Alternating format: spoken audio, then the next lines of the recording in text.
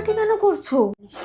দেশুর trailer লঞ্চটা দেখছিলাম। আমার মনে হয় এত ওভার রিঅ্যাক্ট করার কিছুই নেই, বিকজ এত বছর পর ওদের দেখা হচ্ছে, এত বড় একটা ওদের সিনেমা আসতে চলেছে, এটা তো ওদের পাবলিসিটি স্টান্টও হতে পারে। আর ওদের পার্টনার্সের কথা ভাবো তো একবার, এরকম সাপোর্টিভ আজকাল কিন্তু দেখাও যায় না।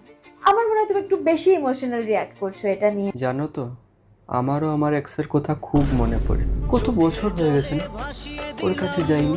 তোমার আর আমার বিয়ে হওয়ার আগে ওই তো আমার একমাত্র সাথী ছিল, কিন্তু ট্রেলার লঞ্চের এই রিইউনিয়নটা দেখে এক্ষুনি আমার ওর সাথে দেখা করতে ইচ্ছা করছে। আমি এক্ষুনি ওর সাথে দেখা করবো। না না চুল সে বাঁধে না, নাকে কাঁদে না, সে আমার পাশে বালি। কতদিন পর দেখছি তোকে। ভালো আছিস তুই সোনা? তার ফিগার একটা খাসা যেন। Thank you for being there with me. সে আমার পাশে বালিশ।